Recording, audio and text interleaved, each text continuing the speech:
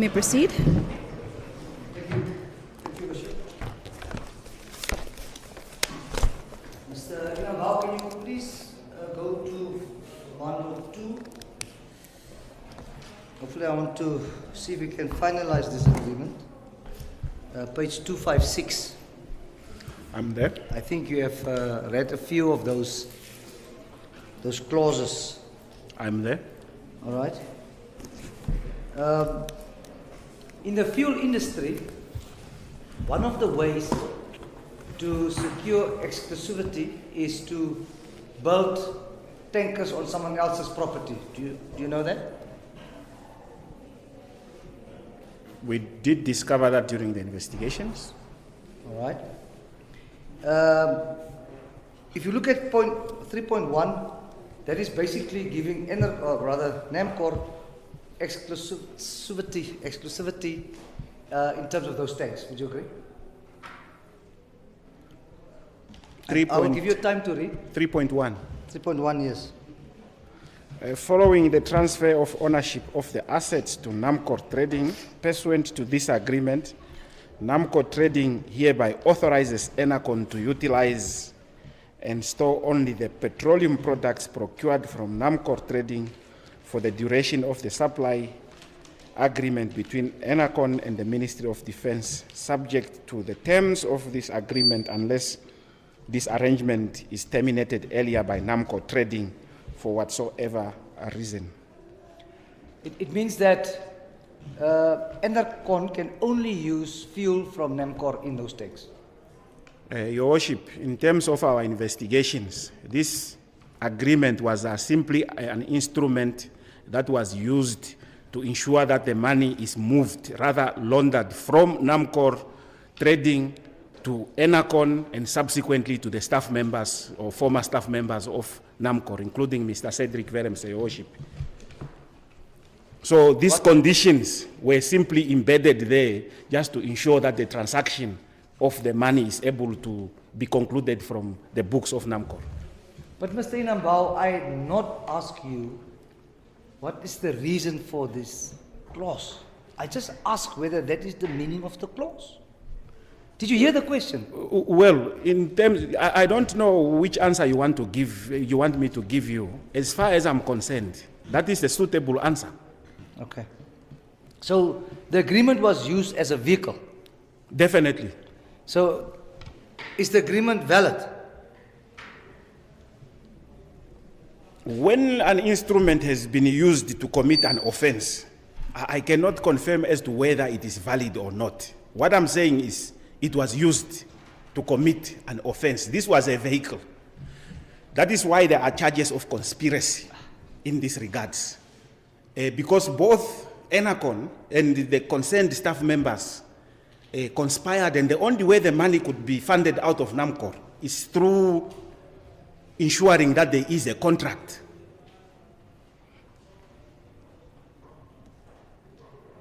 So your answer to my direct question, whether or not the contract is legal, is that you don't know if you can't say whether it's legal or not. Is that your answer? I'm not going to be able to define whether this is legal or not. But if you were to ask me as to whether the people who signed this did sign it, yes. But we are saying they simply fabricated it to ensure that the money goes out.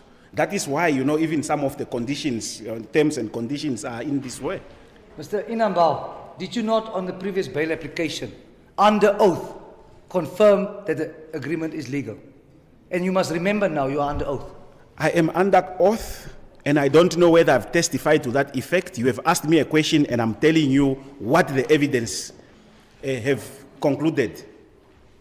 Your Worship, I have to object to that line of questioning. I do not know whether, for the purposes of this bail application, it is fair to use what the witness had said in the other bail application, because we are dealing with a fresh bail application altogether for the applicant before court. So to tie the witness to what he had said in the previous bail application, I think it's unfair. It's an unfair question. I think it should just be confined to what we are seized with at the moment, not to say in the previous bail application you had you had said this. Worship, the witness also made reference to the previous bail application. My learned friend is my learned friend saying that in one application you can say A, and in another application you can say B. Is my learned friend saying that the new application give a right to his witness to change his mind? He was under oath when he said that. I will allow for the question, but what is the question that the defense is asking? I'm asking, did he not say and agree that this agreement was legal? Because what he's saying today to this court, again under oath, that he said he must not lie, is that the agreement is not legal. That is what I'm asking him. Your Worship, I have answered the question.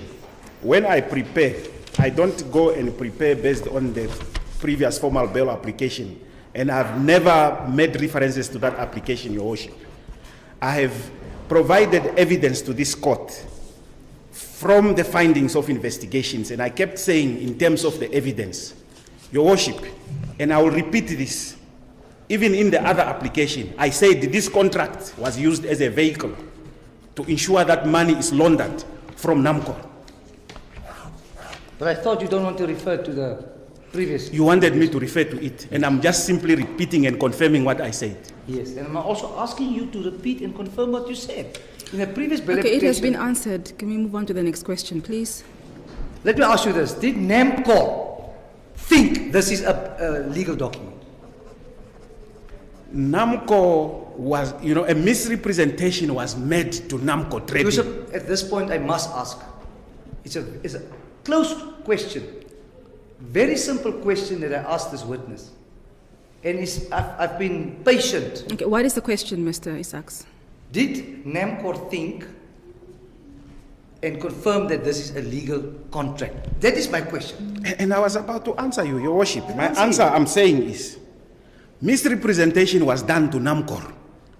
Hence, Your Worship, NAMCOR, after conducting internal investigations, they came and report a case. ACC did not go to them. NAMCOR, on their own accord, based on their internal investigations, found elements of such and reported the criminal case. Does that answer the question to the court? Do you want a yes or no answer? Is that what you want, I want Mr. to know Isaacs? whether NAMCOR, I didn't ask, did they report it? I simply asked him, did NAMCOR say the agreement is legal or not? Your Worship, the fact that the case was reported, it means misrepresentation was committed. All right. You agree with me that in 5 October 2023, NAMCOR wrote a letter to NRCON that they will cancel the agreement. It's valid until such time as they are refunded. Are you aware of that? Your Worship, I'm aware of the letter, but I cannot confirm whether it was indeed on the 5th of October 2023, if I haven't seen the letter, Your Worship. Now let me take you to the letter. Page 199D. Bundle 2.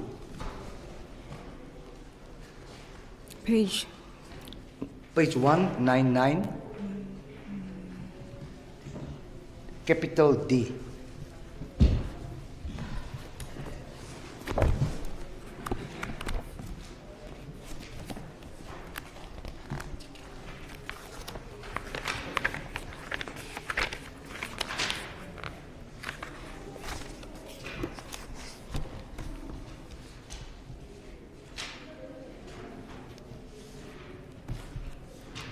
I want you to, are you there? I'm there. Is the court with us? Yes, I am, but just the person that is behind there walking with their feet. Please, we are in a court. You cannot be walking without shoes. You may proceed. Paragraph 5, can you please read it into the... Paragraph 5, we hereby reiterate the fact that the asset purchase agreement between the parties thereof remains intact, valid and binding until such time as the conditions of the reimbursement of the funds as stated under clause 2 above is met and the settlement agreement is signed between the parties. Which date was that? 5 October 2023. Right.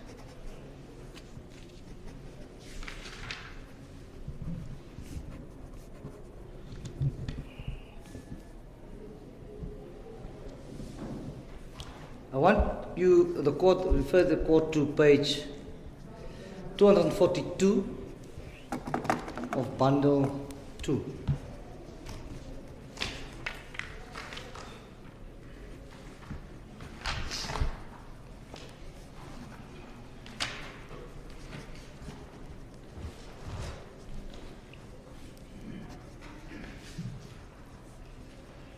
Mr. Inambao, what is that? That is on page 242. It's written Enercon Asset Register Fuel Storage Facilities and Installations Modiva sites. Yes. And in the corner, right hand corner, there's a stamp. Ducatus Financial Consultant CC. Right. Does this document relate to the 9 storage facilities? I believe it does. All right. The purpose of the asset register is to confirm ownership, correct? Partially, but if one wants to really verify the asset register, one needs to look at the financial statements of an entity, which would list the liabilities and the assets owned by that entity. Question. When you say partially, what does it mean? Is this document valid? Or does it show, just wait, does it show ownership of an asset?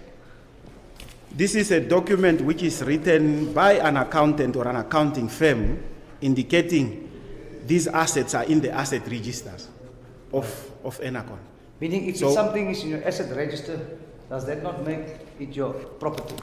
I cannot rely, if, given me where I'm standing from, yes. I cannot rely on this document alone. No, there needs to be financial records of that entity proving indeed this asset has been in their financial registers from this period until this period. Yes. But in this regard, this document was simply created to satisfy the requirement of ownership. All right. But luckily, you are not the person that need to determine it, that is the court. Of course, my duty was to conduct investigations and obtain evidence. Yes.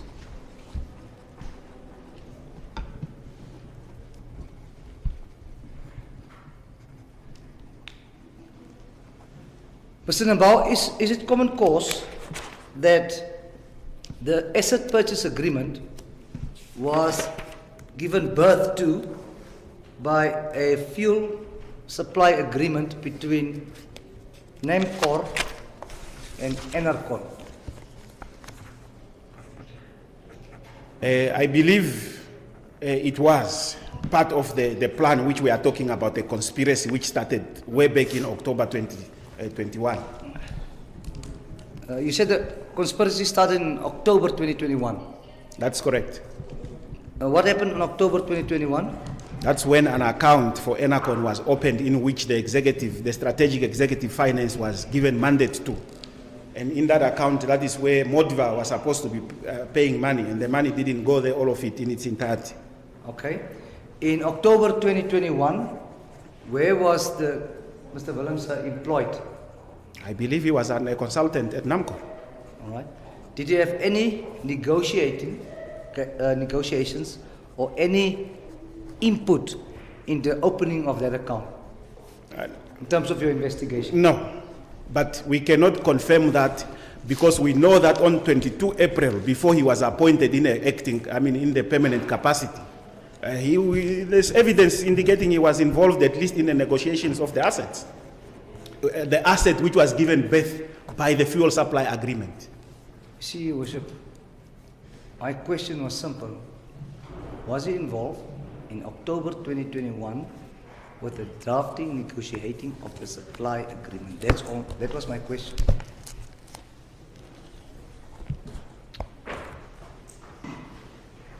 Was it not answered? It was answered, Your Worship, and then the investigator go on and on about the asset agreement. I have asked him about that. But if the court allows him to testify about Perhaps then you can say if you want a yes or no answer, because you're asking, you're asking an open-ended question. He answered it. If you don't want him to answer any further, perhaps you can say, answer me yes or no. Your Worship, I can guarantee the court now that answer will not come as yes or no, but I'll try.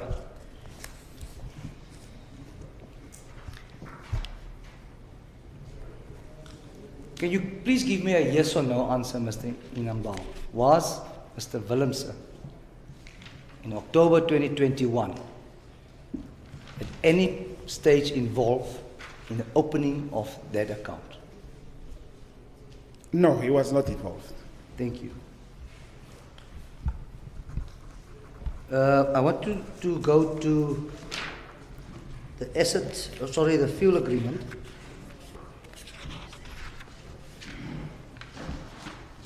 I believe it should be page 159.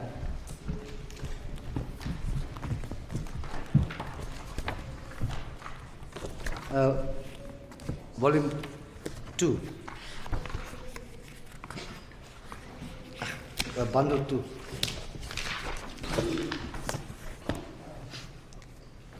Are you there, Mr. Inambao? I'm there. Thank you. Can you please go to clause 4.5.1?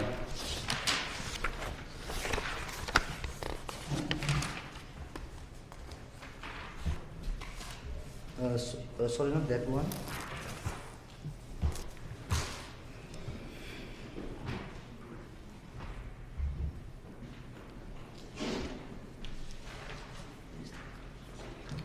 Sorry, there's two actually.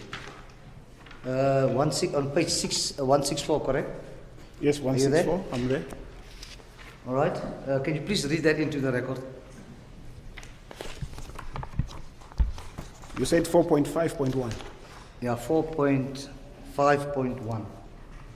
The seller and the buyer to enter into negotiations with respect to the purchase of all assets, pumps, canopy, and tanks and related equipment belonging to the buyer, hereinafter referred to as equipment, at a market-related value to be established by the parties' joint technical team.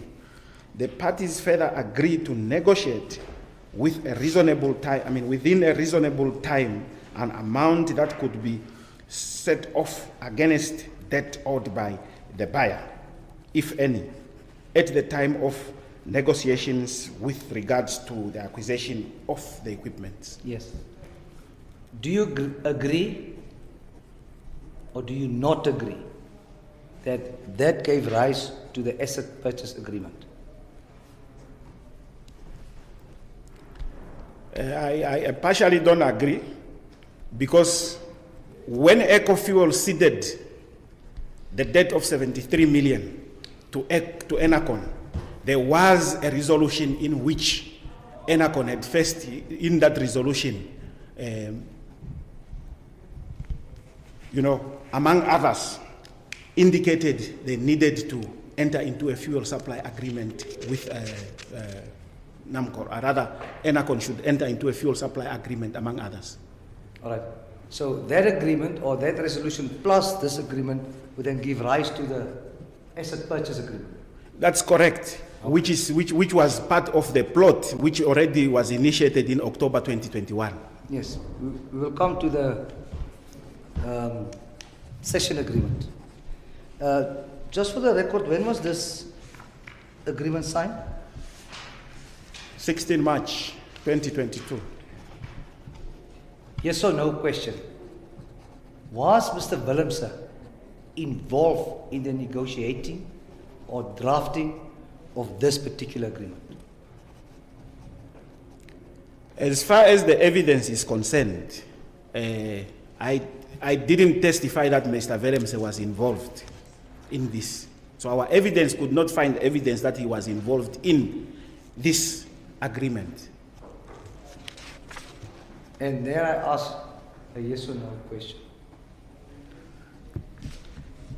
You would also agree with me that this agreement was concluded before what you term, there was an allegation, or rather email sent in April 2020, we said 2022 or 2021?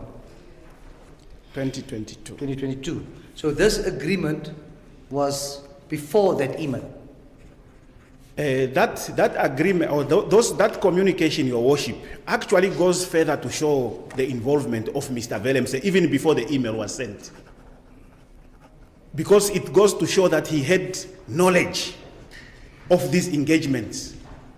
Otherwise, he would not have been involved, or he would not have been in the position to suggest what should be contained in the internal memo that was written on the 8th of July.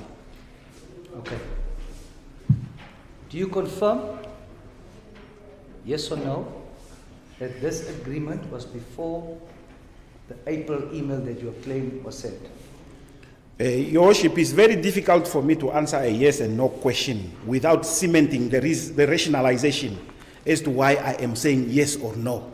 And in this regard, I believe I said yes and provided the rationalization therefore. Okay.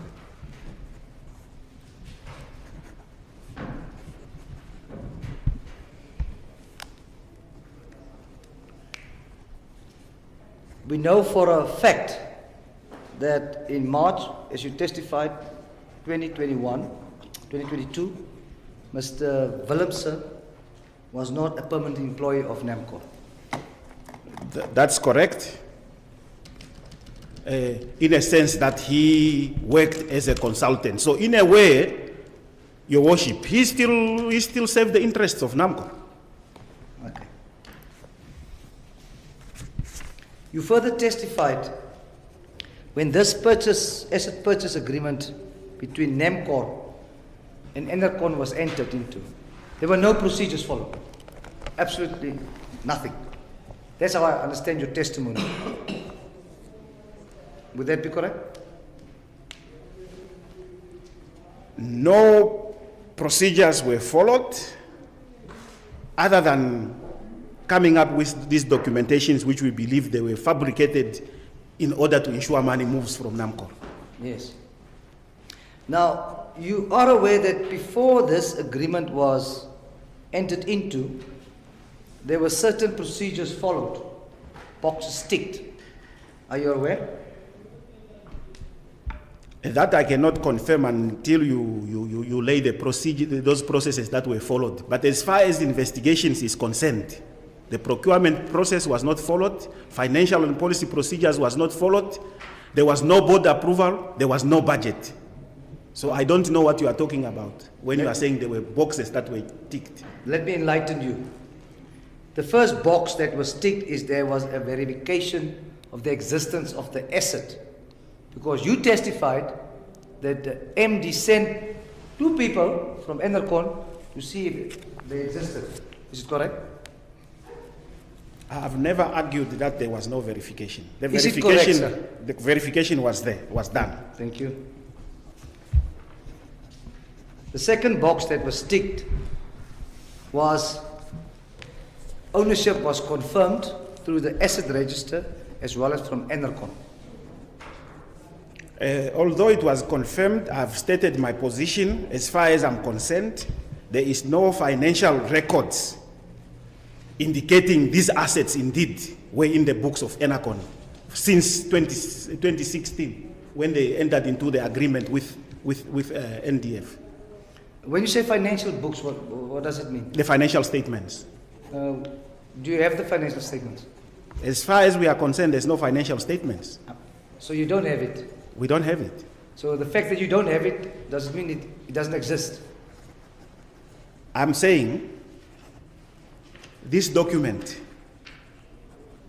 alone does not satisfy the requirement of indicating that these assets has been in the asset register of Enercon. Because with your financial statements, they would have shown from 2016 that these assets existed. So this is a record that was created on the 15th of July, Yes. 2022.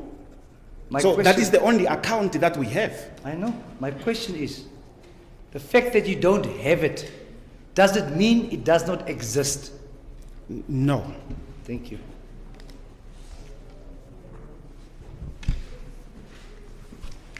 The third box that was ticked is that there was a feasibility study done. Would that be correct? Yes, the feasibility study was done on instructions of Mr. Willemse. Yeah, we'll come to that.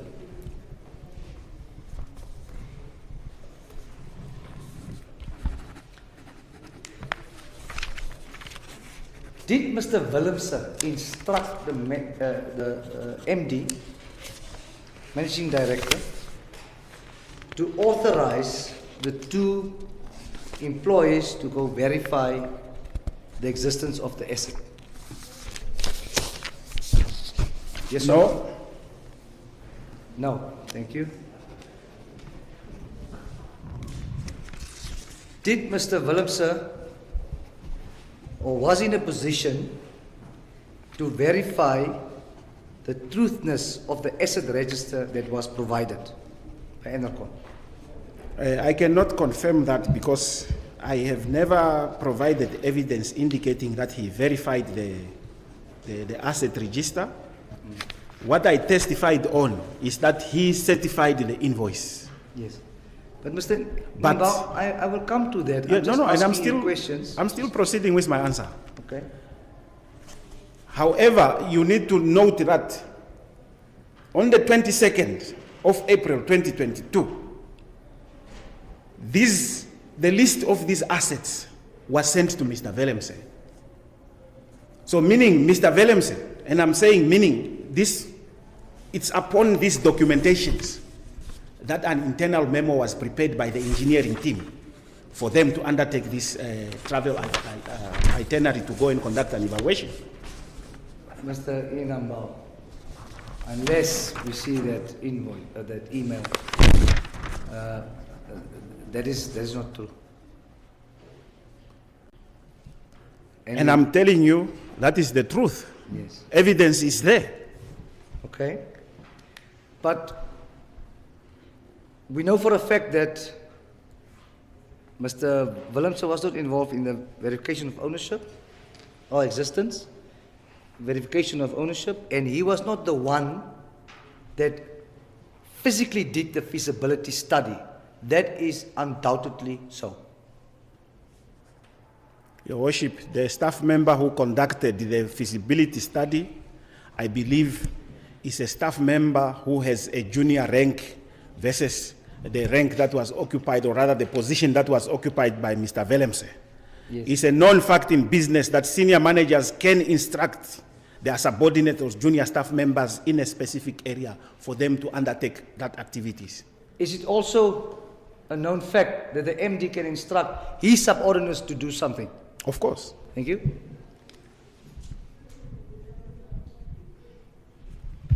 And that is why, including his, the managing director has also been charged and is a suspect on the case in this regard.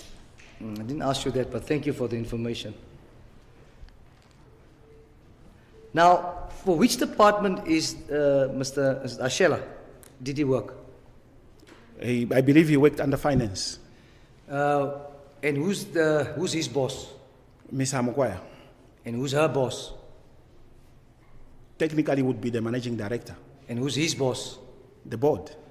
I haven't heard Mr. Willemse's name in that chain of command. Is it correct? Even if you haven't heard his name, you have seen it on the emails that we produced. You see, the fact that his name is not in that chain, he was still a staff member, he was still, he was very active. If there was no evidence placing him on the scene or placing him in doing those activities, he would not be here. Yes. And if he's asked by the MD to do that, why is he here? You just said the MD can do that. Why is he here? Why is he here? Yes, if the MD instructs him to guide the process, why is he here? He's an accused person. Oh, He's here because he's an accused of the offenses and the charges that he's been charged with. yes. You know, what I find strange, Mr. Inambao, is that when Mr. Willemse testified, this specific aspect was brought up with him. He denied that he instructed Mr. Scheller, and he was never cross-examined on that fact. Do you find it strange? I don't find it strange, Your Worship. If he denied, we have provided evidence indicating even the discounted cash flow report was sent to him. I believe that is far better evidence than having cross-examined him on that aspect. Yes. Because the evidence shows it was sent to him, and from there he gave instructions. We'll come to the emails. Now, you also talked about budgets. Do you hear me when I say that there were two budgets, operational and capital? One for business development and one for asset acquisition. Your Worship, during the investigations, we spoke to the financial managers within NAMCOR, we spoke to the board, and they provided us the consolidated approved budget for NAMCOR. And they pointed out as to which part of the budget was budgeted for asset takeovers. Yes, I hear you. And in this regard, Your Worship, it was 25 million, and that document was given as part of the evidence for the financial year 2022-2023. Is it possible that one can take from one vote money for the purchase of an asset if it's above the budgeted amount? Your Worship, it's correct, provided the procedures are followed. Yes. Meaning, budget needs to be reallocated from one vote to another. Yes. And the board approval for that to happen is required before the expenditure is undertaken. Also, budget verification was also required. Yes, we'll come to that. I just want to first deal with the movement of votes. Let me take a step back and ask you whether you confirm there were two different budgets. I answered that question. I said one budget, consolidated budget, was provided for investigations. Together. I'm saying it's a one consolidated document that was provided. And on that document, it lists all the items. So, in fact, that document was presented before the court. Okay. So, and I believe Mr. Cedric was able to provide where the other funds were moved from. Yes, Mr. Cedric's instruction is that there were two budgets. Do you deny that? I deny that because we were provided in terms of evidence the budget of 25 million as the one and only budget that was made for that financial year in terms of asset takeover. I'm not referring to only asset takeover, sir. I believe I have answered your question, Mr. Okay. Isaacs. Who approves budgets? The board. Is Mr. Willemse part of the board? Or No. was? No. All right. You confirm that money may be moved from one vote to another, and this need to be board approved, correct? That's correct. Who must do that request to the board? I believe, or in terms of the evidence that we gathered, that would have been motivated by the executive. In fact, it would start with the business unit that is procuring services, and then from there it would go to the executive finance, eventually the managing director. That process would have to be followed, and eventually to the board. And then from there, a consideration is undertaken as to whether that reallocation is approved or disapproved. Okay, great. So, Mr. Willemse was not a unit manager, correct? Mr. Willemse, at the time of acquisition of the assets, he was the manager, logistics, supply and logistics. But although he did not, he was not the author of the internal memo, he directed Miss Olivia from sales and marketing how to handle it or how to prepare the internal memo, requesting for such services. In this regard, Your Worship, we believe he should have also advised on the aspects of the budget, advised on all the other components, the board approval, and so forth and so on. So he's allowed to advise, although it's not his department? The same way that he was able to tell Olivia what to do. Okay. let's just step back for a moment. Just mention the people's names that need to go to the board.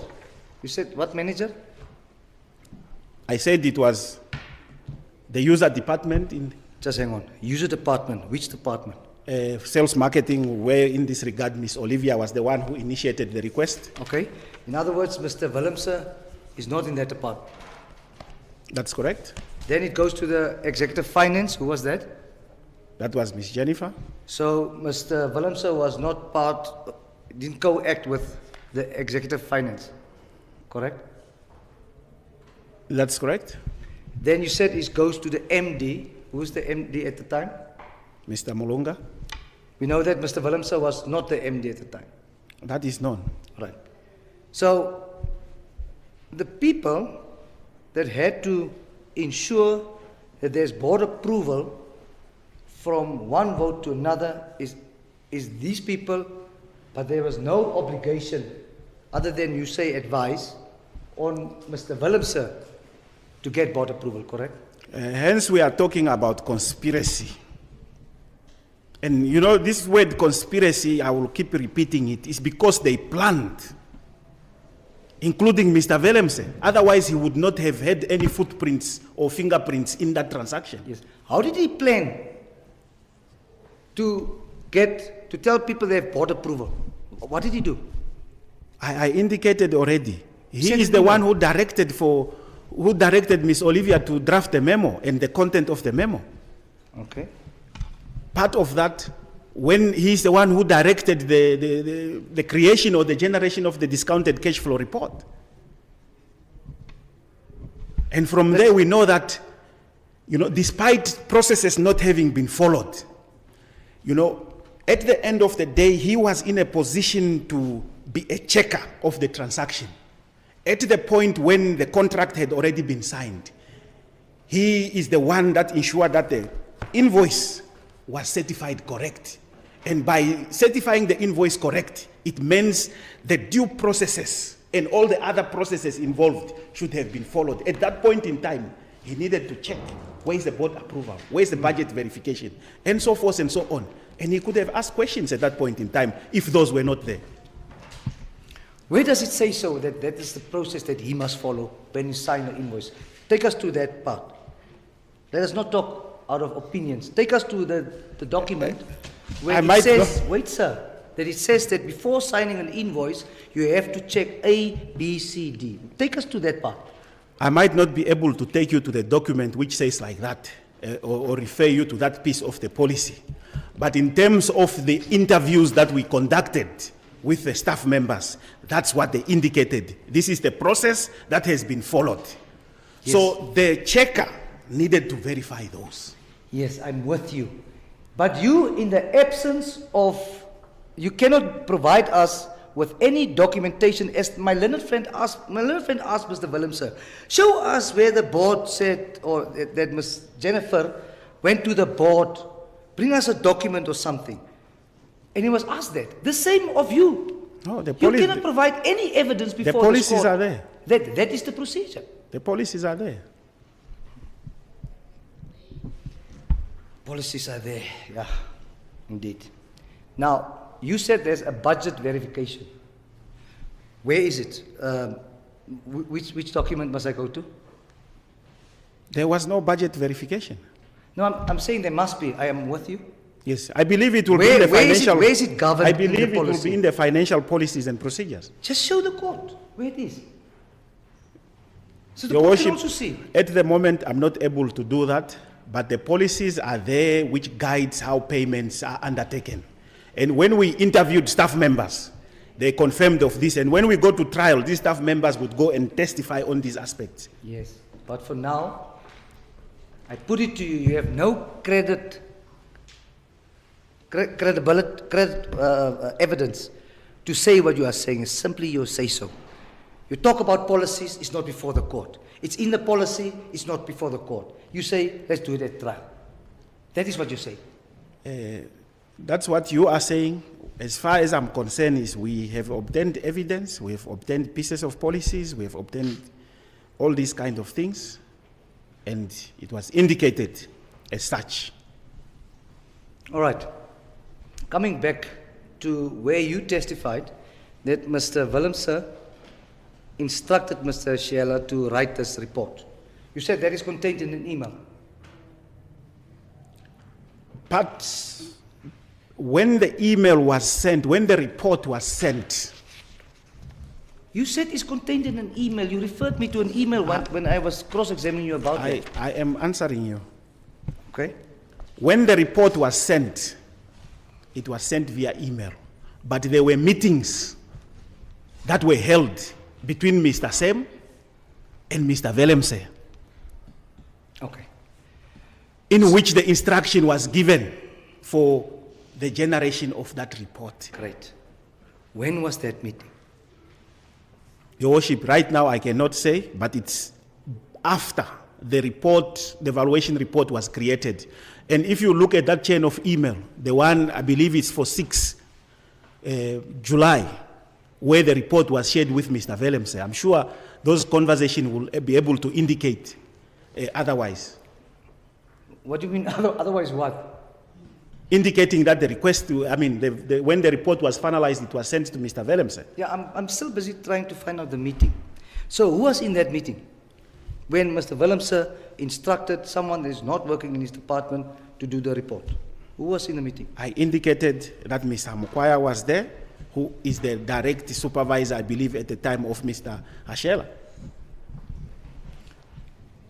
Who else? For now, those are the names that I've given you that I know. Makwaya, and his Willemse, and then Mr. Ashela. I assume, safely so, in terms of proper governance, that there are minutes of these meetings. I would like to believe so. I would In fact, during the evidence, Your Worship, we were able to put our hands on a transcription that was of a conversation that was recorded between Mr. Willemse and Mr. Hashela, which is part of the evidence in which this discussion took place. Okay, so since June 2024, were you able to obtain these minutes? I just indicated we have this. We have it as part of evidence. We have taken statements from the individuals that we are talking about. We have interviewed them. Mr. Inambao, there's a difference between taking a statement, really, and minutes. Do you understand the difference? Some meetings are not minuted, and hence I referred to a transcription of a recording that had happened. Where's the transcription of the recording? We have it in terms of the evidence. Can you not have it? That is not the question you should be asking me, because I'm not the one disclosing evidence to you. I see.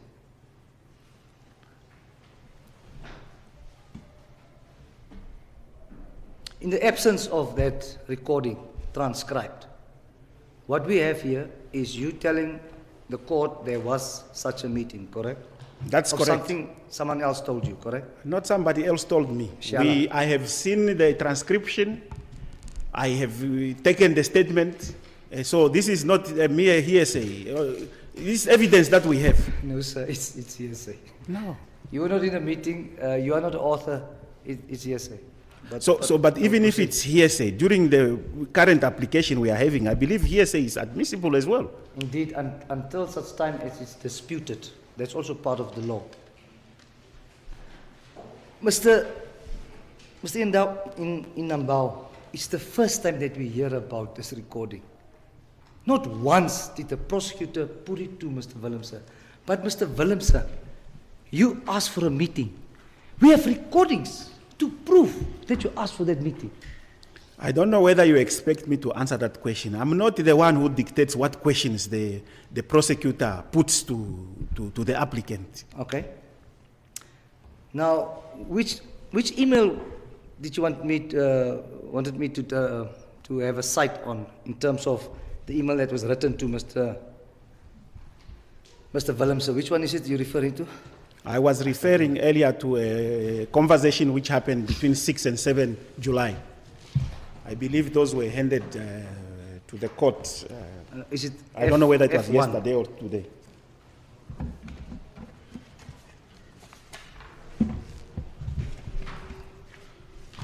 I don't seem to find my copy. Pierre.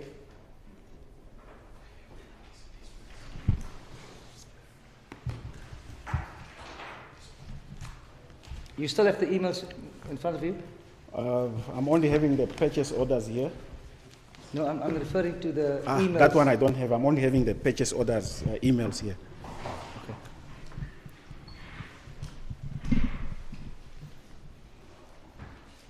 You were provided with a copy of the email yesterday, correct? Come again? You were provided with a copy. I would of like that to believe email. it was handed in as evidence. Which I think is it not F1? The emails are from Exhibit G1 to What G1? G3.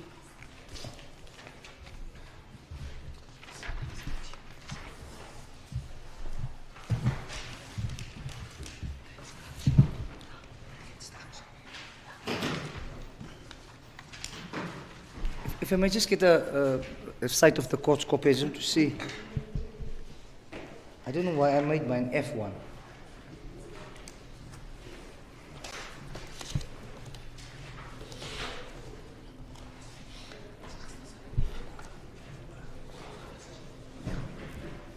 Okay, it starts from F1. Yes. Which emails are you referring to? The Yeah, July no, this- 2022? Yeah, these ones are. Okay, then it is G1s are the F1. ones that. Thank you. I don't know if. Seems to be the witness does not have his copy.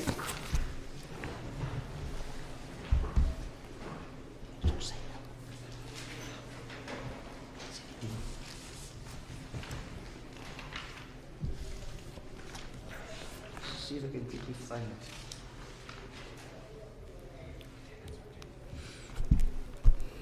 That email from where was it sent from, Mr. Sheila? I would like to believe so, Your Worship, but I can confirm when I have the document in my hands.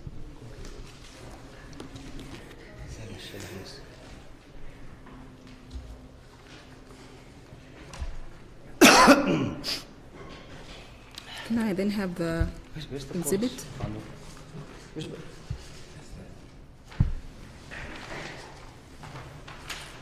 I think it shows 3-1 in the corner.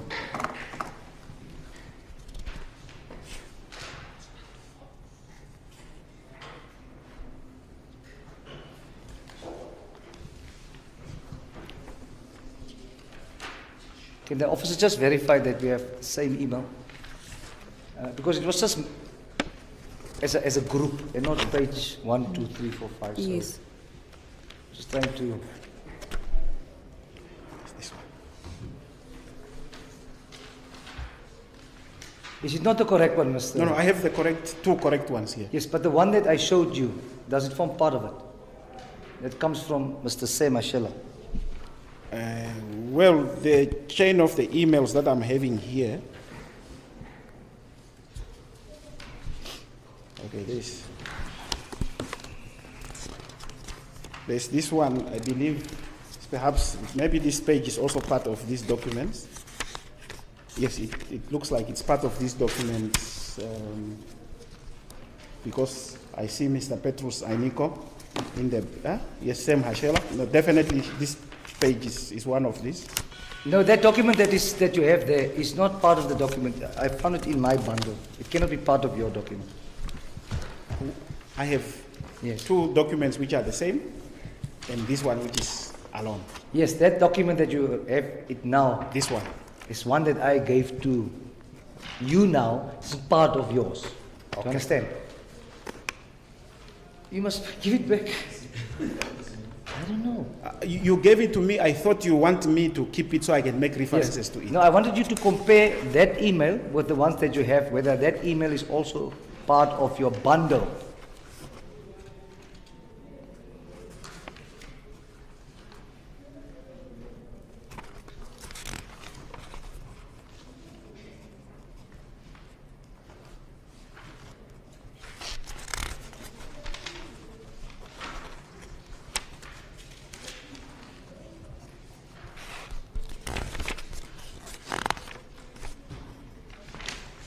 Yes, it is.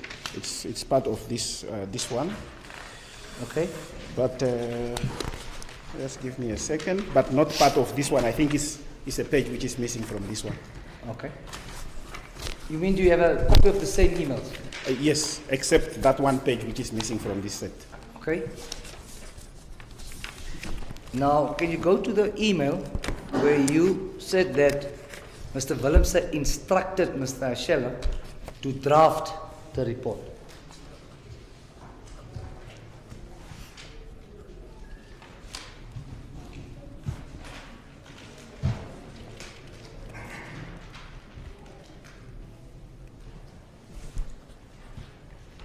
Your Worship, I said the report was sent to Mr. Willemse, and yesterday when I testified, I indicated, or I went to the email on the third page of this exhibit.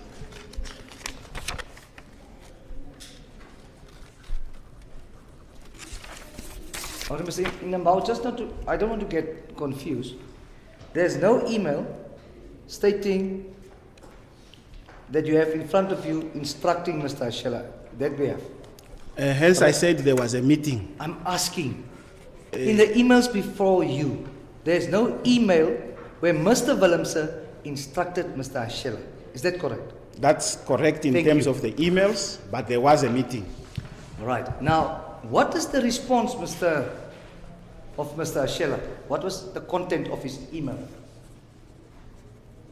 Can you read? There's a number of emails here. Maybe you need to be specific as to which one you Mr. want. Ashela, only his email. What did he say? You see, if I go to the beginning of this thing, I believe which is page number 4. Yes. You would see that Mr. Ashela was writing an email to Ms. Jennifer, and copied in this email was also Mr. Willemse, Okay. in which Mr. Ashela was asking, what financing assumption should we base our assessment on the investment? Great. Who did he ask in that email? He was asking his supervisor, because they are from the same department of finance, meaning in terms of the methodology that needed to be followed. It's his supervisor and him who were aware of this. Mr. Ashela, please. In that email, who did he ask the parameters from? I don't believe these were parameters. Or whatever the email was. Who Yes, did he address this was the a email to? question. This was a finance question which was asked. Hence, he asked the finance question to his supervisor, Who is that? Ms. Amukwaya. So he didn't ask Mr. Willemse. Yes, but he chose to respond. Okay. So Mr. Willemse responded. What did Mr. Willemse say? Since Jennifer is on leave, and since we had deliberated on this will be totally self-funded and has been budgeted for. Great. So no debt financing. Okay. Which goes to show that there was a meeting which I've been talking about. Hence there were deliberations. Yes. But that meeting in that email referred to not the instruction to do the report. Do you agree? Everything here relates to the report. You can even check the subject of those emails. Enacon asset DCF. So it doesn't say, it said that we discussed not that in a meeting where Mr. Willemse instructed me. It doesn't say that. No, that is Mr. Willemse responding and confirming there were deliberations.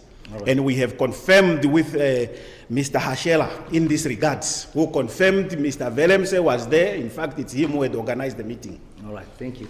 We respond to ask Jennifer about it, and then Mr. Willemse respond. What was his response? Whose response? Mr. Ashela. What is his response? Dear all, here attached, please find the asset takeover DCF as requested. The comments are provided on the feasibility study result. Okay. The copy that I'm having, unfortunately, it cuts out the name as to the recipients. I just want to verify here. I believe this copy as well, but I believe included in this email is all the individual, it's Mr. Jennifer, it's Mr. Willemse, and Ms. Dunaiski. You believe? What does that I'm mean? saying so because they've all along been there. At least, You say you believe. What does it mean? Without any evidence, you say you believe.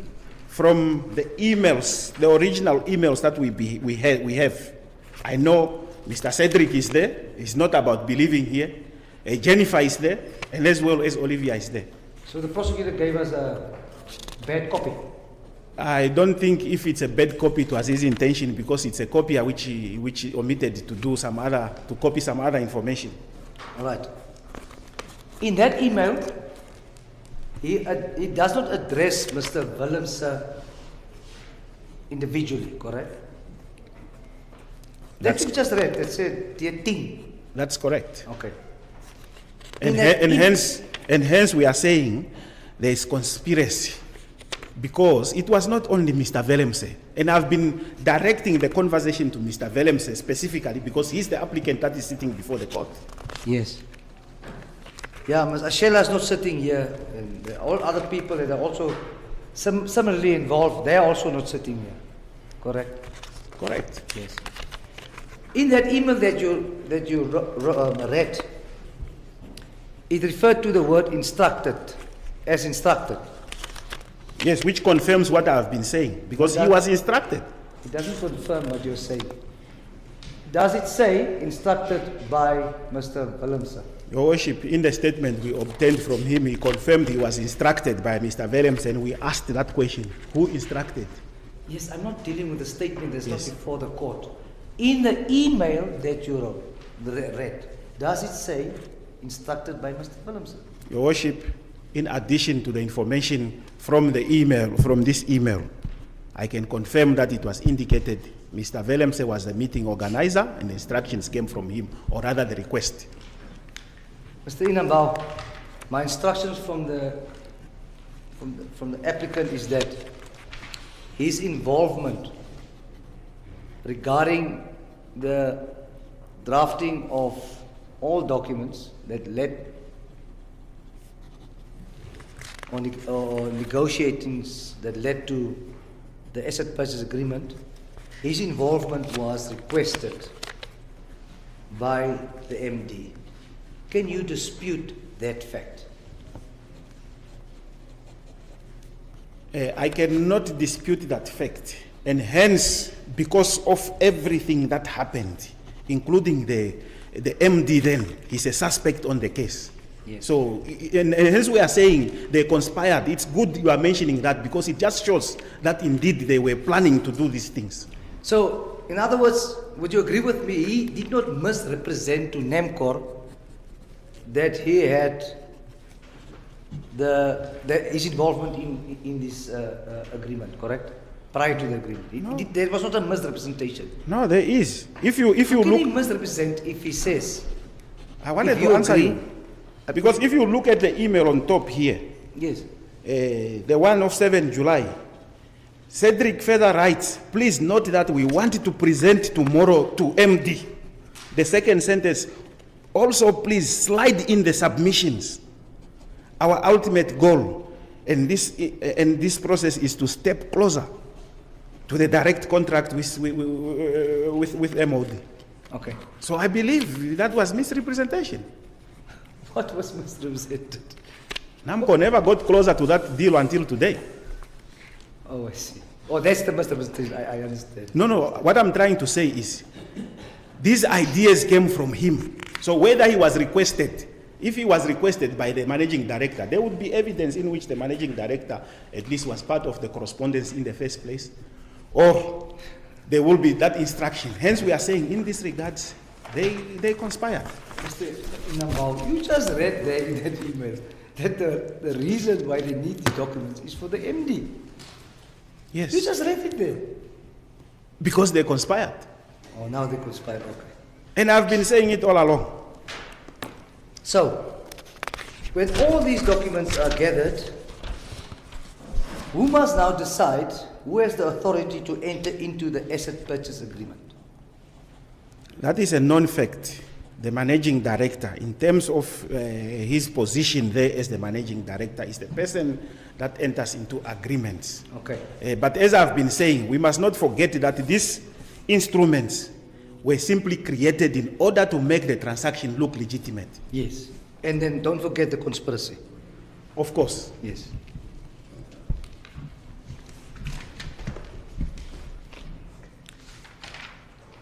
Let's talk about the memorandum, or office, what do you call it, internal memorandum that was sent.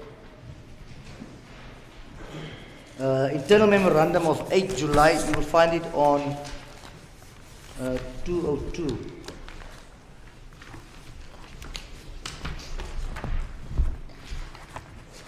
249, sorry. It's another memo.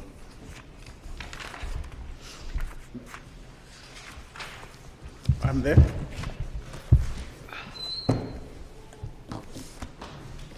So, to whom was this memo written? The memo was going to the director, to the managing director, was at the time Mr. Mulunga. And the date of the memorandum? 8 July. And it came from Ms. Olivia Dunaiski, correct? That's correct. Now, the purpose of this internal memo was for the approval of the asset purchase agreement, correct? Seeking for the approval. That's correct. So, the people that have signed on this memorandum did not approve the acquisition agreement, correct? Except for the MD. By virtue of his position, he's the only person that could approve. Okay. And we know that the information contained in this document had already started being developed from the 6th or the 7th of July. Yes. So you are saying that the MD didn't know anything about it until 8 July? No. I thought... No, we are saying, you could see even in the previous email we read, Mr. Willemse was referring to the managing director when he said MD. That is why the managing director has also been charged. It's because even these were just formalities. Hence we are saying all these documents, because the managing director was already aware of this.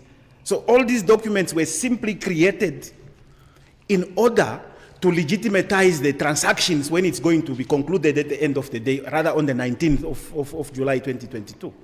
So the internal memorandum is also a vehicle to commit corruption and fraud? That's correct. Great. In the beginning I asked you whether you've done many fraud cases. Would you agree with me that to successfully charge someone with fraud, you need a misrepresentation? And I've been talking about misrepresentation all along. You need someone that acted on this misrepresentation. Of course. And you need, the third element is you need prejudice or potential prejudice. That's right. So you don't need the person that commit fraud, you don't need to prove that that person received money or any gratification. That offense is complete. Do you agree? That is why when it comes to fraud, at least as far as the evidence is concerned, the actual prejudice that was suffered is 53,212,000 in respect of the asset purchase. So Yes. that has not changed. Okay. Now, keeping in mind those elements, the signatures on 250,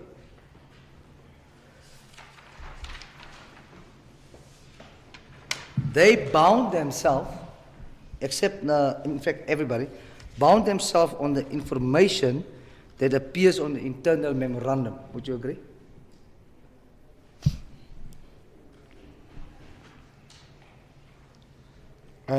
I would not have a comment because I was not present when they were signing. So I would not know that they bound themselves on the information contained in the memorandum, because I know in terms of the evidence that Mr. Willemse was already involved. He even knew that this was going to be written already. So with the others, I cannot confirm that they bound themselves on this. Okay, that's strange. You said this internal memo created a misrepresentation. That's correct. So the memo is the misrepresentation. The paying by NAMCOR of the 53 million would be the prejudice, correct? That's correct. Okay. Now, let's go to page 250 of that of the bundle. 250. Yeah, just where they sign. That's where I am. Are you there? Okay. No, I thought you were back where No, talked about the misrepresentation. No, I'm still on Okay, page 250. still, okay. Keep it there. Mr. Dunaiski signed. That's correct. The name appears there. In your investigation, what did order mean?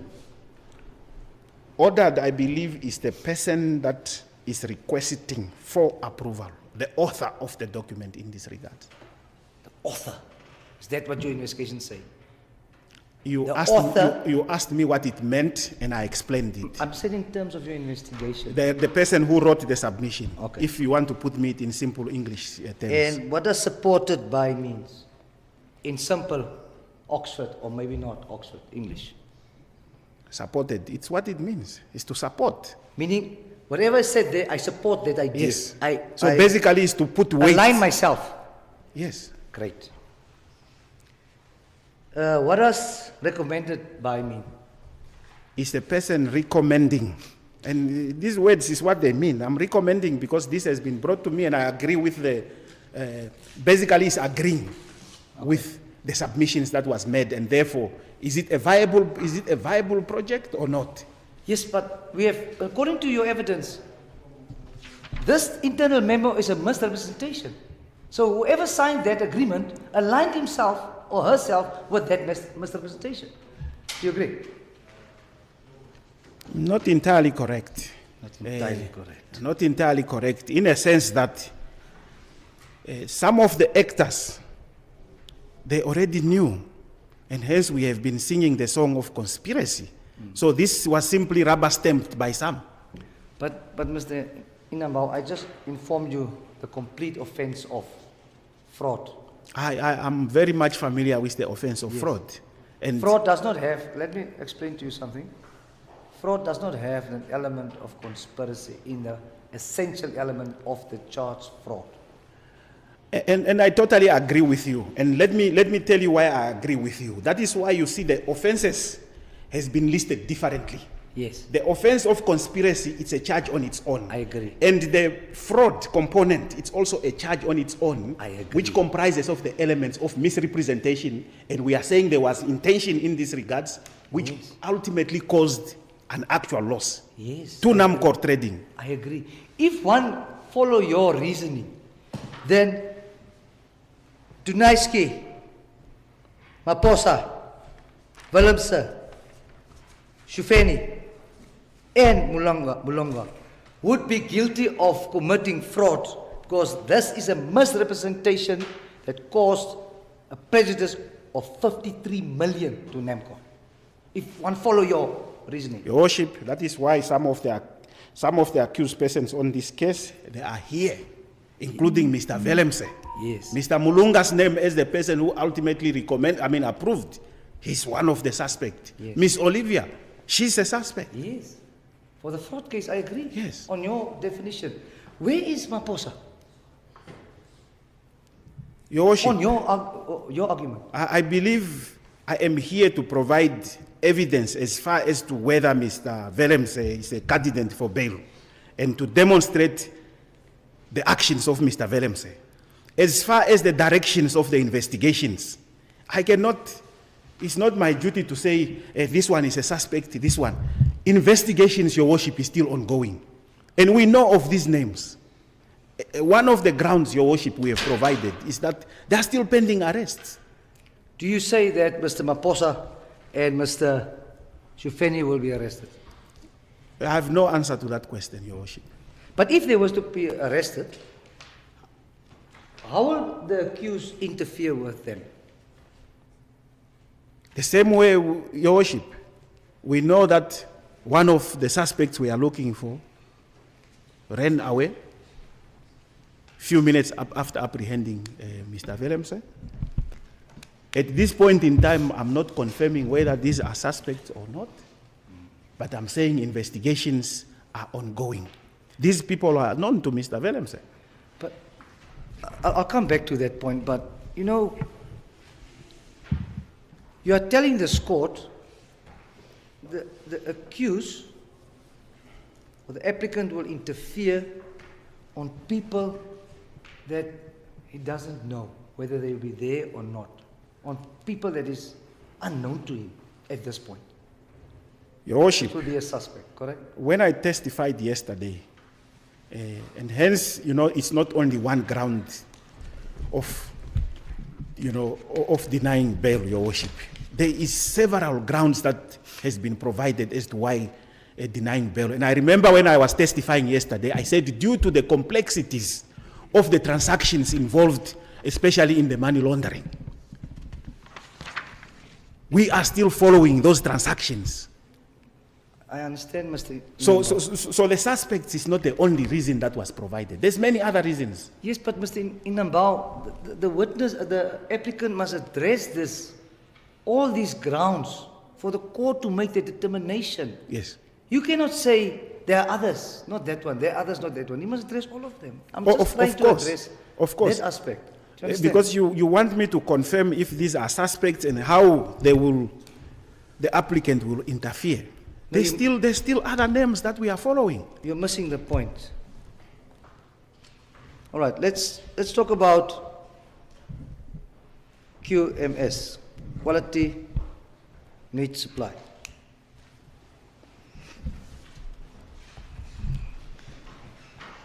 My learned friend informed this court that Quality Meat Supplies is a briefcase company.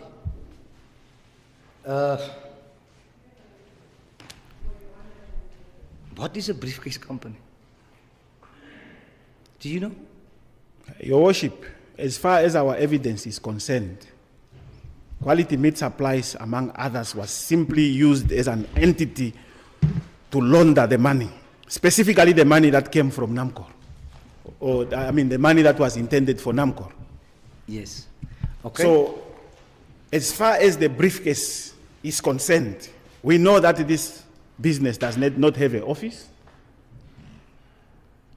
because we visited the residence, Your Worship, during the investigations, where we found a residential address, Your Worship. Point out a section of the law that says that if you have a business, it is a must that you need to have a business premises. Which law is that? Your Worship, even if I can't point you out to that law, there is also no prescription as to whether people cannot have briefcase company. We are simply giving a definition of what this entity was at the time that we conducted the investigations. Okay. We are saying there's no physical structure that they can claim they are operating from here, yes. Meaning their business is simply being, carried whether they go, whether in the car or in the house. Okay. So that is your definition.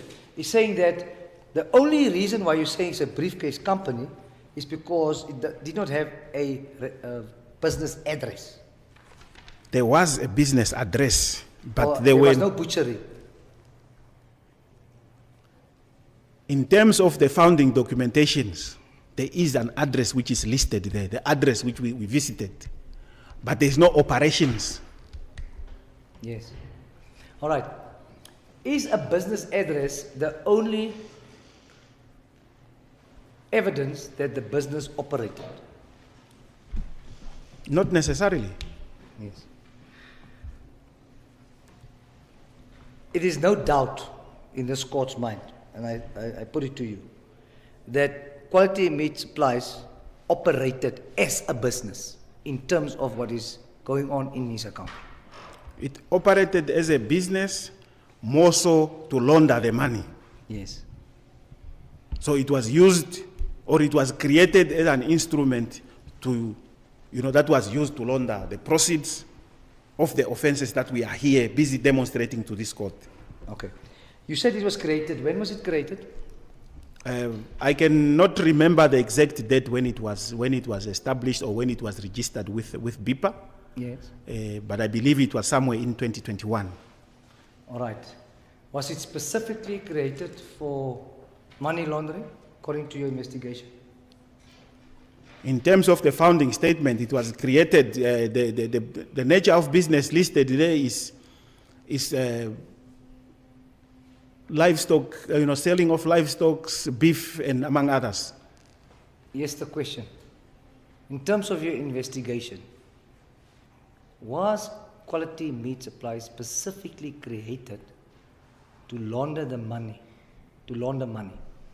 Your Worship, we are saying in terms of the investigations, the proceeds from NAMCOR were laundered through quality meat supplies. That's your answer.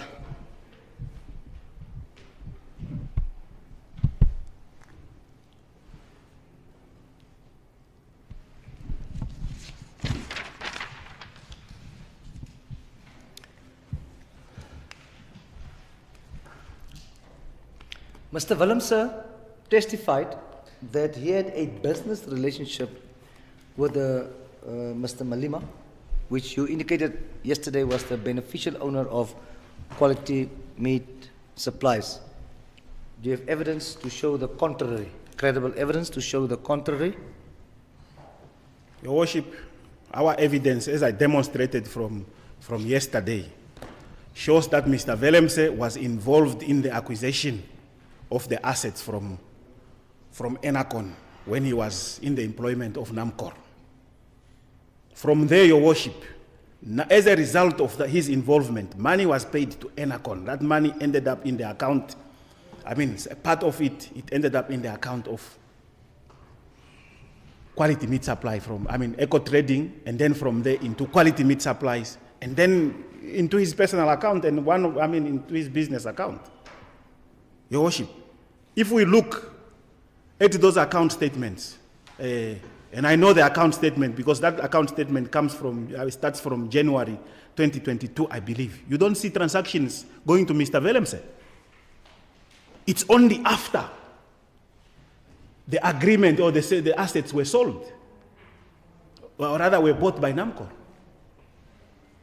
The first payments to Mr. Willemse is money which comes from, as a result of those money which comes from NAMCOR. That's our evidence, Your Worship. And it has not changed. Okay. Can you dispute that there was a business relationship between the beneficial owner of quality meat supplies and Mr. Willemse? Your Worship, all of them, they are our suspects. And we are talking about charges of conspiracy here. They are suspects. Although Mr. Malema is not here, he's a suspect on the case. Can you deny or can you disprove that in April 2022, this business relationship between Mr. Malema and Mr. Willemse commenced for the buying and selling of meat products? Your Worship, I don't have that evidence and I've never testified to that effect. What I testified on is the money that came from NAMCOR, the money that came from other entities linked to Mr. Malema, which was paid to Mr. Willemse. Your Worship, in addition to that, we had the opportunity of looking at the invoices that Mr. Willemse provided to NAMRA. We couldn't find any evidence of that. He would have provided them because he had ample time to look for those invoices. Are you done? I'm done. Okay, so you have no evidence that it couldn't commence then. That's how I understand that whole story. You forgot conspiracy. Thank you for adding it. Yes. Now, The prosecutor informed Mr. Willemse that his version that he has sold meat and meat products to quality meat supplies is not plausible because it's impossible to have so.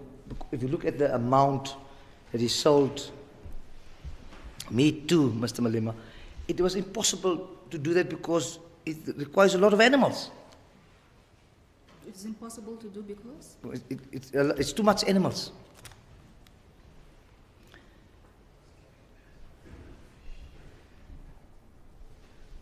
You testified yesterday that you could not compare your heard statement with the statement that my learned friend. We list our investigation files are at the office. So in order for me to verify, I need to have the two documents to make sure that they align. Don't have a problem with that. So at the time of you seeing this document, you already had a heard statement of the accused. That's correct. And that is what I think that is the way, because the prosecutor insisted on, you don't have a heard statement, well knowing that the ACC sits with the exact evidence that the prosecutor is requesting my client from. That's unfair procedure in a trial, sir. Do you agree? Your Worship, I don't know whether I need to answer that question because I was not prosecuting. I was not putting those questions. Here I testified yesterday and said we have those. That's what I said when I testified. Because if, in the absence, if that document was present with you, I find it unbelievable that the state would insist that you don't have a heard statement, that's why you don't have the animals, while the ACC hasn't. I believe you are making a statement and I'm just listening from you because I don't have an answer for you on that. There's a duty to be fair to the applicant, both on the state and yourself. I'm saying that was unfair. But it's also the prerogative of the state to decide on which pieces of evidence to disclose to you at the time, because I believe this is not trial. So the state can choose which documents to disclose and which one not to disclose. Mm-hmm. Now, here's his version, the applicant's version. And he says that he had a business relationship with Mr. Malema, both farmers, and he sold cattle, goats, and pigs to him, and that is why he received money from Quality Meat Supply. That is his version. What do you say? Your Worship, I dismiss that version because I already indicated if there was that agreement from April, Your Worship, you would have seen payments going to Willemse in April. Those payments are not there.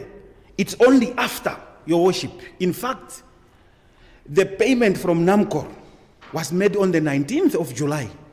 Already on the 20th of July and the 21st of July, you see this money going now to Mr. Willemse, who was at the time involved in the process. Yes. So we are saying that money is direct proceeds from the money that was stolen from NAMCOR. Okay. So, I just want to get clarity. The 9.5 was sent to which company? Eco Trading. Who's the owner of the company? It's Maneka. Okay. It is sent to where? QMS. Of which Maneka is also the beneficial owner, so it doesn't really make a difference because he controls the two entities. Doesn't really make a difference, yes. The 9.5 million that was sent to Enercon, to Eco Trading. What was this description on the bank for Eco Trading to receive that money? Your Worship, I can confirm if I have the bank statement in front of me. I don't want to guess when we have the bank statement. Yes, I can tell you it's fuel.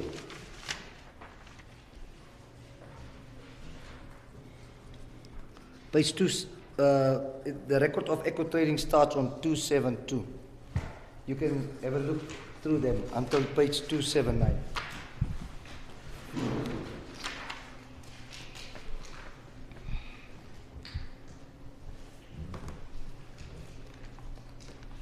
272 in the bunch I'm having here is Eco Trading. Is it the one you want me to look at? Where did the money go to from Enercon?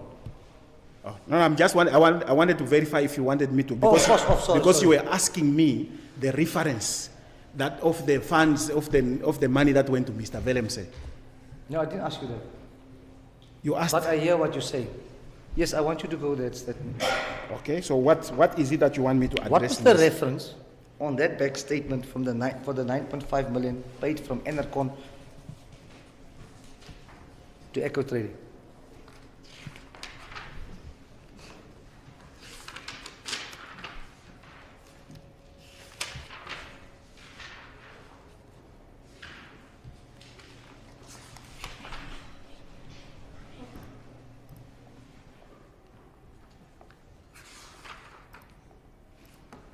Your Worship, the answer is on page 276.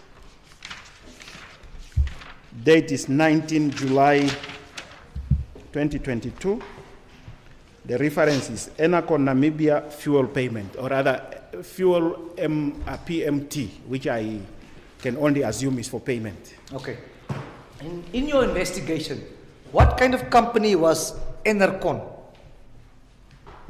What did it do? Enercon, among others, was responsible for supplying fuel petroleum products. And Eco Trading?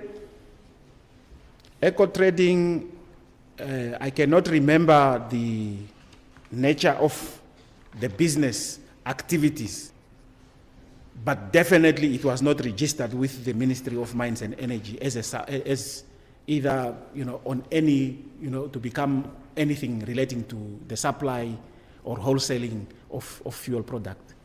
So they don't supply fuel? As far as the registration documents, as far as the records of the Ministry of Mines and Energy are concerned, they had no licensing with the ministry. Okay. But if you look at this, the statement of Enercon, rather Eco Trading, you see there are a few payments received from, as reference, fuel payments. Do you see that?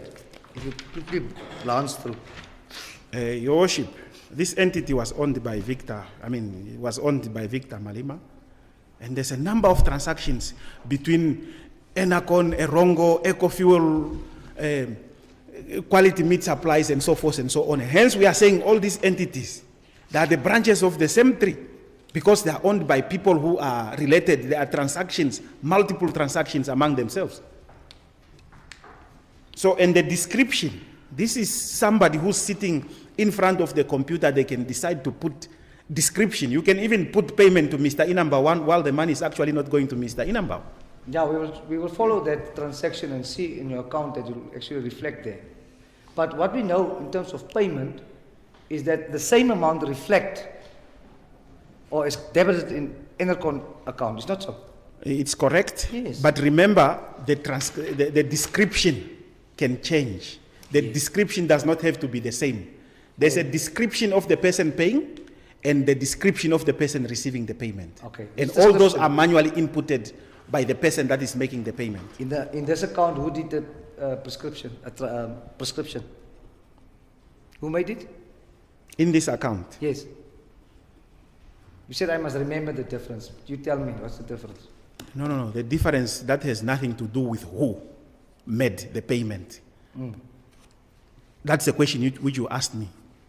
Who made the payment?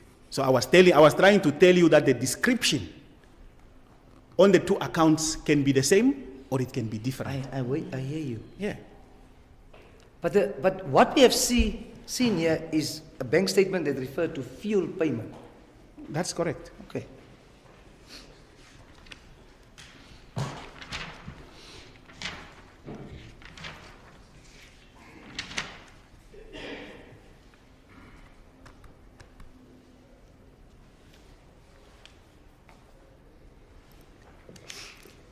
You told this court, the very first payment, when the 9.5 million hit their account, money was ciphered through to Mr. Willemse. That's your testimony. That's not true. I think you said that Mr. Inamba That's not true. Are you distancing yourself from that statement? You know why you say it's not true? Because now you realize when you look at this at the bank statements, then it's not true. No. Yes. I said on the same date. And remember, during this application, the concentration was on the evidence towards the applicant, which we have.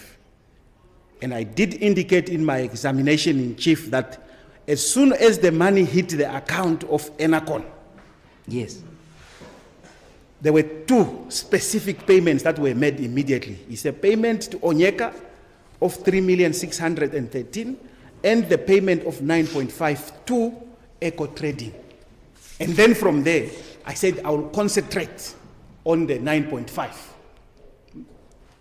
Mr. Inambao, even with the evidence in front of you, you're still not correct. The first payment was 1 million. No, you are, To Venus. you are totally wrong. Because the I was, 9.5 million, I was sorry? talking about the money which came from, when the money hit the account of Enacon. I didn't talk, I said there's no 3.6 here. I just spoke about the 3.6 and the 9.5. Okay. So of course from this statement you can see there's a 1 million which went to Venus as the first payment. Yes. It's only that the statement does not provide the timestamp as to when these transactions was done. And the second payment is the payment which went to Quality Meat Supplies of 1,470,000.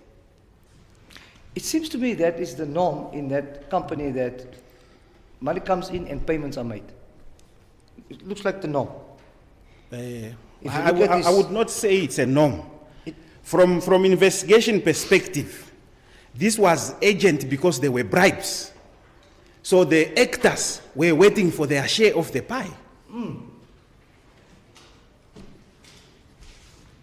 If you look at the statement, Mr. Inambao,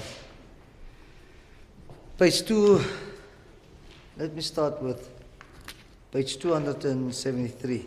I just want to take two quickly.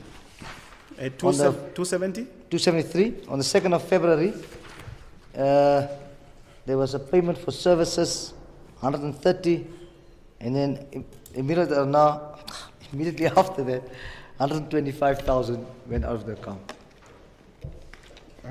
Looks like a norm. I believe I'm lost here. You are lost in translation.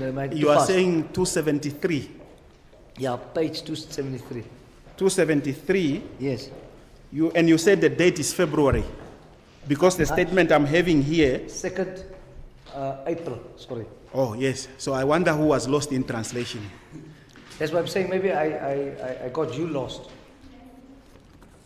Just stay focused. 2nd April, which is the third transaction, or 130, which is the fourth transaction. Yes. Immediately after that, almost 90% of that money is paid out. Maybe you can say the date. It's cut off in the court. It looks like the 2nd. But the amount is 130,000 in the credit line. It's the first credit that appears. Okay. And the second one is 126. You see that? I see that. Take another example. Page 274 at the bottom. There was a logistic payment that is on page 274. Not to make sure you're not lost in translation. 30 May 2022. There's a 3 million, and then the same day 3 million paid out. You see that? I see that. Seems like the company, when money comes in, payments are made. Yes. This company. And hence we are saying this account was used specifically when it comes to the money from NAMCOR. It was being used to make sure, to disguise the origin of the funds, basically. Yes, that's why you see, when it comes to Enacon first, it hits the account of Enacon. From there, it doesn't go directly to where it's intended to go. It moves into Eco Trading, and then from there you see the disbursements happening. Yes, but this norm was well before July. Yes, and and the you money, can, as you say, hit the account. Yes. Yes. But what is interesting is you don't see payments going to Parkwood. To Parkwood. or Mr. Willemse? Sorry? I'm There's no saying payment to what is Parkwood. interesting is in this period that you are mentioning from April there until the payment of 9.5 in July, you don't see money going to. Yes. Are you saying that you can only explain a payment if you receive more than one payment from a company? Because if you only receive one payment of a company, corruption. Not necessarily. Yes. There's a lot of factors to consider, and I we agree. have demonstrated so. I agree. There's a lot of Yes, factors. and we have shown the factors which we had considered during the investigations to come to that conclusion. Yes. So to come back to the QMS, quality meat supply.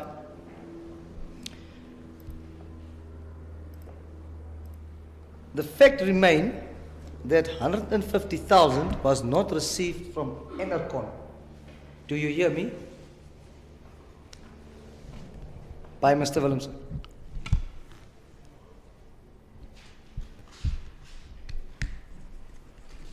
On the day the agreement was signed. Do you have the statement of, can you refer me to the statement of quality meat supplies?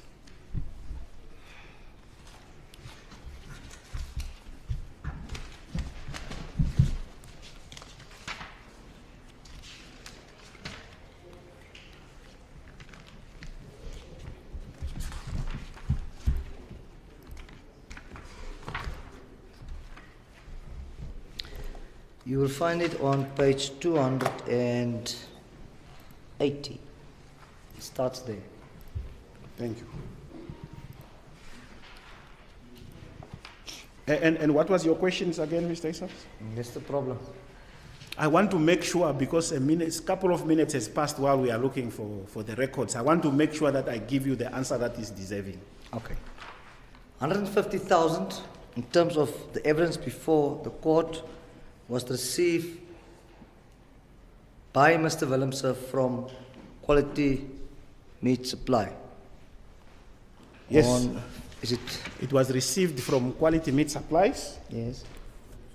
Your Worship, and if I can draw your attention to 15 July. Yes.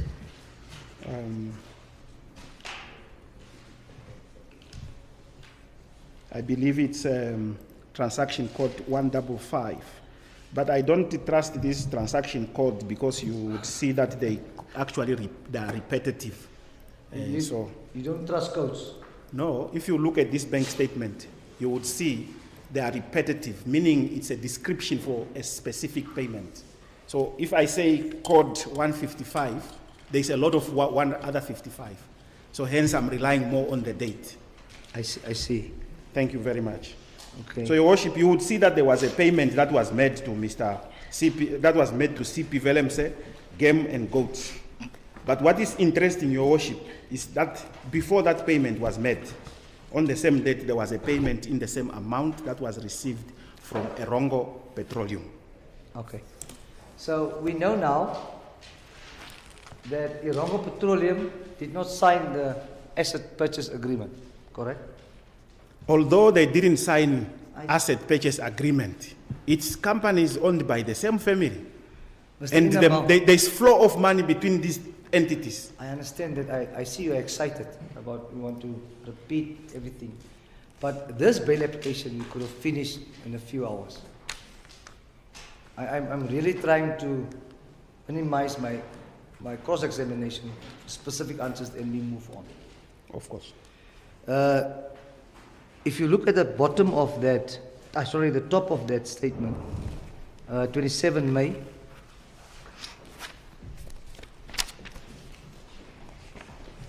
you see there's an order payment That's correct. of 100. That's correct. 2 days after that, the exact amount is paid out. Do you see that? Let me make sure I'm following. You said sorry? you said 27 May, right? Yes, There's an order payment of 100,000, that is correct. which is a credit. Yes, so money came in. The Yes. very same day, sorry, not 2 days. Yes. The very same day, Yes, on the same date, money goes out. that money goes out. You see that? Yes. Okay. And that money goes out to Panduleni Farming, which is an entity Yes. owned by the husband to Jennifer Mkwaya. But in May there was no corruption, or was there? We are saying already the conspiracy started in October 2021. But Mr. Inambao, you said the proof of the conspiracy, the money was laundered. What? When did the 9.5 million hit Enercon's account? No. I think you are missing the point here. No, you are missing the point. I've testified the conspiracy, as far as the earliest evidence we could get, dates back to 26 October 2021. But you haven't mentioned Panduleni as part of the conspiracy. No. Did you? What do you mean I didn't? We You have mentioned- indicated, in fact, that's why I'm trying to take you back to the details. I told the court that on 26 October 2021, which is at least a couple of months before this, about 6 months, Seven actually. Yes, 7 months before this. That's when Enercon made a resolution to open an account where Ms. Mkwaya was given access to. That was before Enercon became a customer of NAMCOR in November 2021. So we are saying by then the conspiracy was there. We know the plan to acquire the assets. As the earliest evidence we have is 22 April, which is before this. Mr. Inambao, are you saying that $100,000 form part of the conspiracy? As far as the investigations is concerned, definitely. In fact, Oh, I see. if you were to look at the charges of Ms. Mkwaya and her husband, you would find that one also. So the 100,000 is part of the conspiracy. It's part of the offenses we are investigating. It's part of the conspiracy. I'm asking. I cannot say it's part of the conspiracy. I'm saying this is part of the payments that we are investigating. Okay. Conspiracy already started even before 26 October, because there would have been engagements before documents were written or before accounts were opened. 4 July. That is before the money, the 9.5 million was paid. There's a payment of 134,000. Can you see that? Yes.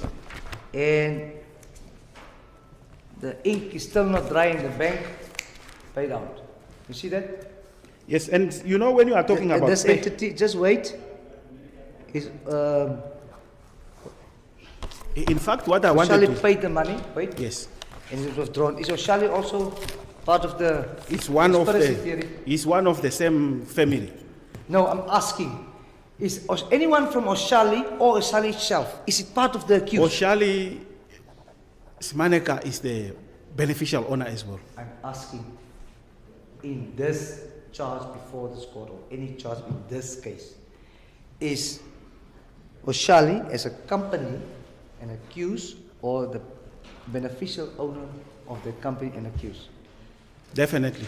And you said that 134,000 was also part of the conspiracy. No. We can't say this was part of the conspiracy. This is Simaneka moving money from this account which he controls into this account. So it's not like this money was being paid to a staff member of NAMCOR. Had it been paid to a staff member of NAMCOR, then it's something else. You have Simaneka controlling the accounts of Quality Meat Supply. You have Simaneka controlling the account of Oshali. So he's basically making transactions between the two accounts. So your song, So what I conspiracy want doesn't apply here. The song conspiracy doesn't apply here. No, I cannot say that it applies there. Okay. And we have identified in terms of the charges, the transactions that we are concerned about. I see. But one thing I can tell you, if you look at this, if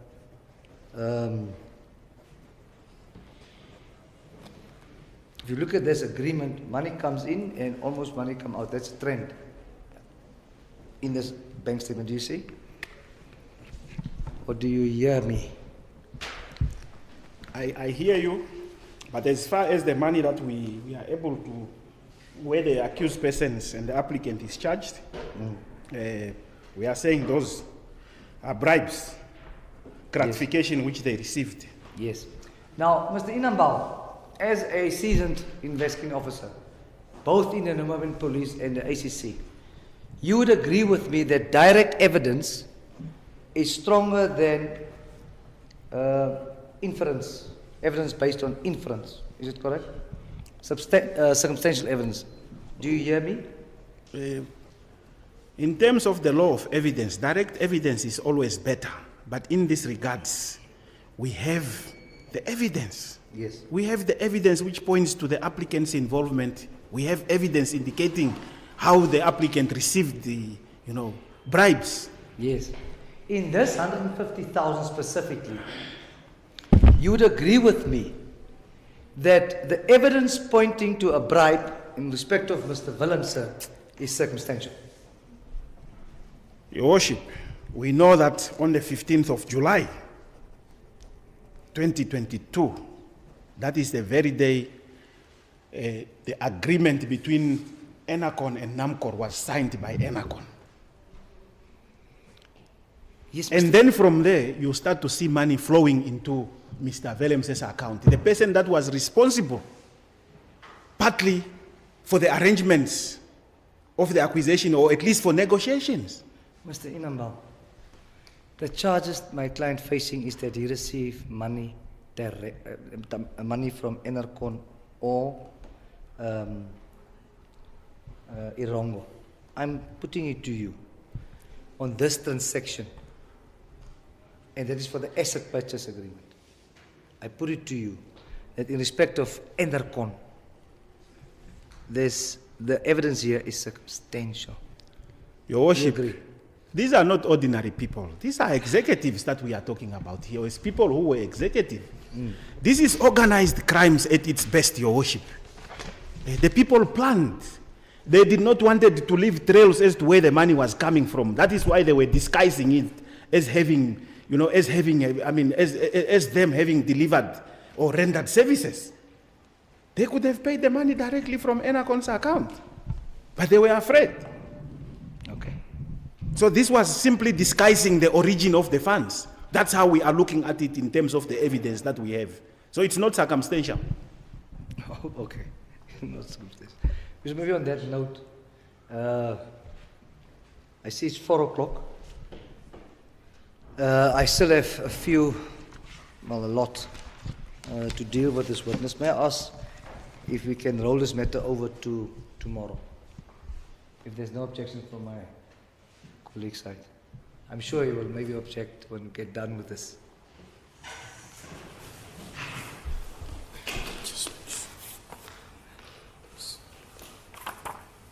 Your Worship, I just want to make sure if I don't have anything tomorrow. No, it's in order. It's in order. Is it 10? We can resume at 10 o'clock, so the matter is adjourned to the 18th of September for continuation of the bail application. We are to commence or start at 10 a.m. The applicant is remanded in custody. As the court pleases. The court pleases.